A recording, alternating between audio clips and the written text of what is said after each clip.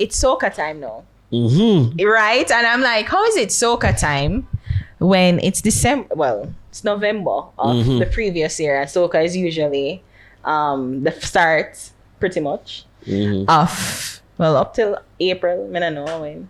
April. That's the thing, you know, once you start get into carnival from a business perspective, you realize it's an all year round thing. Yeah. Every time during the year, somewhere there's a carnival going on. Oh, yeah. Somewhere in the region, somewhere in the diaspora. So guys are... Yeah, because I mean, I wanted to start there because our experience to Trinidad, you know, was an eye opener for us. Yeah. And you know, you pretty much kind of realize that the busy season start now into the early part of next year. So your new song that was produced by DJ Puns. Yeah, big up Puns. Puns are general, you know that already. You shared the song with us. What's the title track, by the way? Hold on.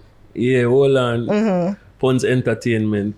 Yeah, it was a mad scene, you know, because Puns is a youth now where we have a whole heap of respect for over the years. When we just reached Trinidad, it was actually Ansem Pro, that is Nyla Blackman manager. Okay. I was working on a project with them, and I think it was Diane and Maestradon, because Nyla had done a remix to Senorita. Okay. And I think we actually directed that video. I directed that video as my first debut as a director. So I always have to respect Nyla and Ansem for giving me the opportunity there. But when we reach Trinidad now, Ansem say, yo, you know, I listen to music and I see where you go for. Me more in the soca world, so me might not be the person for really guide you, but I need to know the brother your name Puns.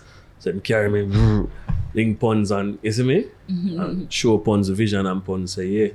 He was very annual. You want to meet Puns, so you know, like Puns is a man where you go up to the studio. Take you. Yeah, one time. And invites me the same night, actually. Wow. Yeah, same night, a song called Free Flow, which we don't even put out yet. I think that song will come out next year. Come here, work on a project called First Class the PR Co.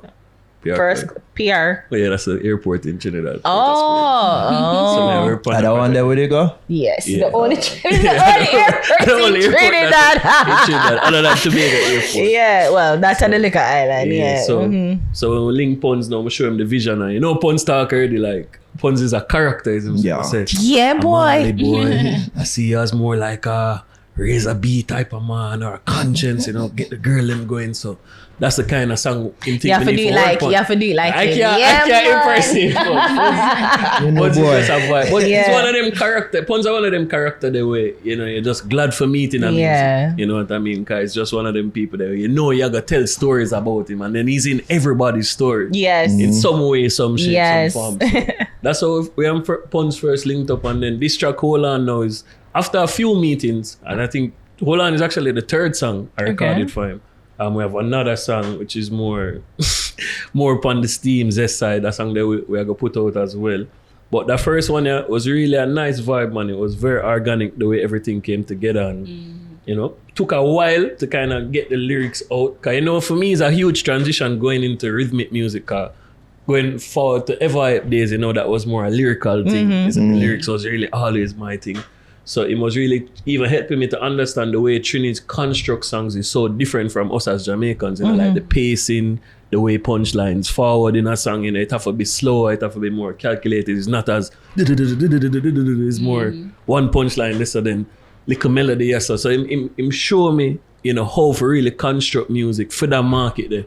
Which is a soca market. Yeah, well, not just, I wouldn't even say the soca market, but just, I'd say the Eastern Caribbean on a whole consumes music in a very different way than us in this side of the Caribbean. Share that, how? Because your experience, because you lived in Trinidad and you lived in Barbados. Yeah. So you're pretty much, you know, more than the average Jamaican who experienced Caribbean life. Like, break down like how we consume music versus how they consume music. Well, I think a few things. First of all, them love dancehall. Them love dancehall to a level where probably me not even know if we understand. Me not gonna say them love it more than we. Them love it in a different way. So, for example, every song on a juggling rhythm, them want to hear every song. Really? I say, we just want to hear the top five. We want to hear the hit song. The distinction we make a while ago is true because we experience it when we go over, so that we never know. So them love it that much to the extent that, you know, we never know about. So yeah, not for say them love it more than we, but them love it more than we know. That we know, yeah, definitely. And then the next thing what happened to, is because, especially in a place like Trinidad, because of the influx of Venezuelans, a lot of the Spanish influence now start to permeate throughout the music and then throughout the society as well. So you'll go in a club and hear a full 10-15 minutes of reggaeton in Port of Spain, and you might not necessarily hear that in Kingston. Not saying you don't have a few places with them Latin nights and stuff like that, but you wouldn't. It's not like a seamless blend like it would be over there. Yeah, so, because what's so surprising to me, but then you forget, it's like you have to look at the map and say, oh, that will make easy passage, because a lot of Latin people, which as you pointed out, but Venezuela, right there, like the South American continent. Yeah, it's right. Yeah, it's easy flow to them, so I guess that's why the Latin market would be big in that part of the world. Definitely. Yeah. So I would say they're a little bit more in the initial stage accepting to newer sounds, and I feel that's one thing in our culture that we could be a little bit more receptive in the earlier stages. We usually get around to it, but there's always a little debate, and a little tension before we accept a sound or a new way of doing the music. So I think I really appreciate that about them side of things. You know what I mean? I think we had talked to Adam Gross earlier in the year, though. And I said dancehall can learn a lot from soca. You agree with that? Yeah, I feel like, bro, more than just that, I feel like both cultures, I mean, it's suffice to say, big up every Caribbean island, you see me? And there's no such thing as a small island. You just have different islands when I put on the island. But I feel like Trinidad and Jamaica, I always have this analogy, is like the two hot girls in the class when I like talk, but them secretly admire each other. Yeah. So them will say, say, Ari, watch Javin, say, I like her shoes, but I not tell her. That's how I always look upon Trinidad and Jamaica. So I feel like those two cultures have a lot to offer each other. And the few times when we've been able to put our perceived differences aside, you see what it creates. You see what happens when a case link up with a Shaggy or, you know what I mean? Would love to see Nyla do more work with Jamaican artists, as I know she's very interested in doing. You know what I mean? So I just feel like there's a lot more we can achieve as a unified Caribbean identity when two powerful cultures like Jamaica and Trinidad kind of put certain things aside and just work together more. You're so right with that, because I think societally we want to be in agreement. Societally, we are in agreement, but politically / economically, there's always, that's when it really, the difference really happens. So, I mean, because when I went there, I literally thought that, is it true that Trinidadians don't like Jamaicans? But then you realize that's not really the case.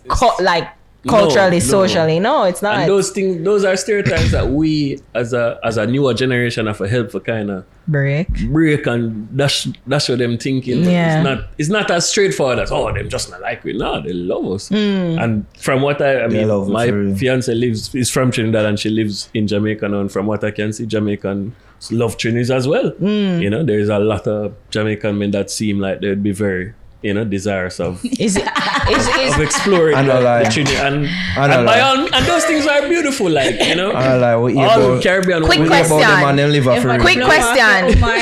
Listen, I know that Trinidad is one of those countries that have what them call a plural society, meaning black and Indian culture is dominant. It's not just one. Here in Jamaica, black, predominantly black. Why would you think that the part of the LGBTQ? Shut up. Be smart.